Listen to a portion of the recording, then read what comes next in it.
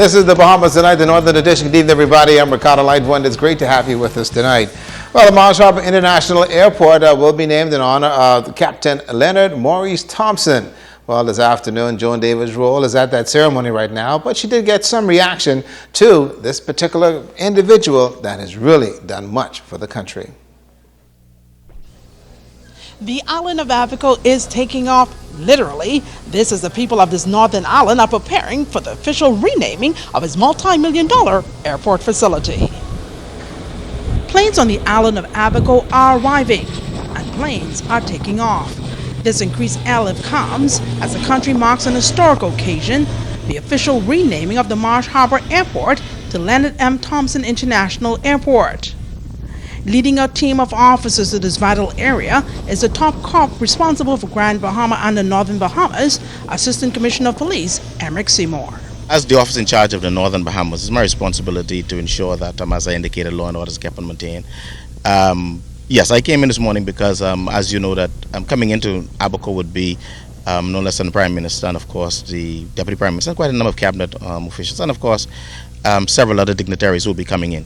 And so I'm just here to ensure that, as I said, I was in contact with Superintendent Mortimer to ensure that we have all the relevant mechanism to receive them and, of course, to provide the requisite security for them, as we do in all such cases. The event has Abaconians beaming with pride.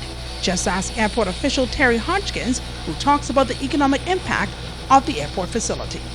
Well, it means a lot to me from being here. This is home. To have the name from an Abaconian, it's good. It's good publicity for here and for the people, make them feel proud. But how many passengers pass through here? Average on a month, on average around 14,000. Each month? Each month. Abaco's on the move.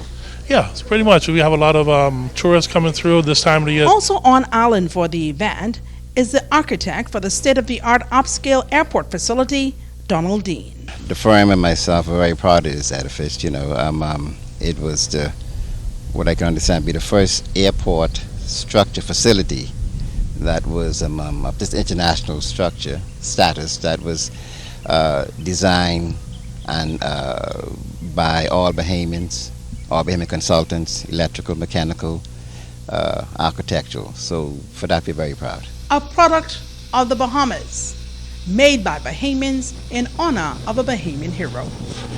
Joan Davis Roll, ZNS Network News.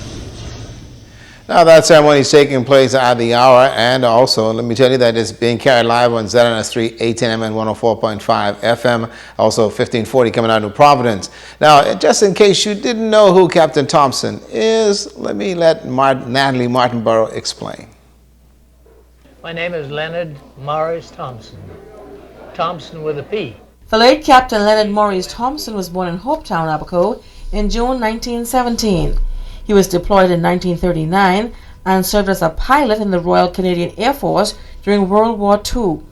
On his 26th mission, he was shot down over Germany and was taken as a prisoner of war for some 18 months until he was freed by Russian troops. In 1949, Captain Thompson returned home and joined the Bahamas Airways and was the only pilot for quite a while because the other pilots were off to fight in the war.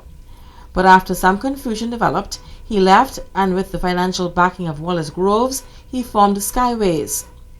At the age of 32, Captain Thompson was persuaded to get involved in politics and was elected to the House of Assembly as the Member of Parliament for the Abaco constituency.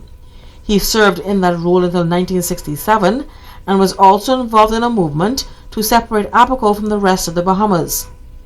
During his tenure as a parliamentarian, the late Captain Leonard Thompson played a pivotal role in the development of the Treasure Key Resort, which was then called the Sandbanks, and the Great Abaco Beach Hotel, which to date remains one of the largest Bahamian-owned hotels in the country.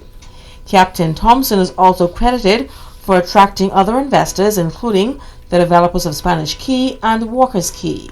Captain Thompson was also an author, penning a few books, including his autobiography called I Wanted Wings. Captain Leonard Maurice Thompson, former war veteran, businessman, parliamentarian, and author, passed away in October 2008 at the age of 91. Natalie Martinborough, ZNS Network News. Thank you, Natalie. Well, 1973 was a special year for many Bahamians, and it's because during that time the Bahamas gained its independence from Great Britain. Well, tonight, Talia Hall talks with the Honorable Fred Mitchell and is sharing the independence message to all of us. Independence Day in the Bahamas is a day where many Bahamians take much pride in their culture. On July 10, 1973, life for many Bahamians changed tremendously. It was the day when the Union Jack was lowered and the official flag of the Bahamas was hoisted with its black, aquamarine, and gold colors that is recognized all over the world. Since that memorable day, the Bahamas was able to join a number of major international organizations that has helped to put this country on the map. 43 years later, the Minister of Foreign Affairs and Immigration, the Honorable Fred Mitchell, says this is yet another sign of how the Bahamas has made tremendous progress over the years. People tend to concentrate on the political and tend to concentrate on crime and the economy. All of those are very important, but if you look at the whole cloth, it is also an opportunity to say where we need to do some tweaking, where we need to come together as a nation, and to actually see ourselves as a nation. And this is particularly important for a community like Grand Bahama. The minister says Bahamians must stay united as one. The country tends to be very Nassau-centric, and the country is not Nassau.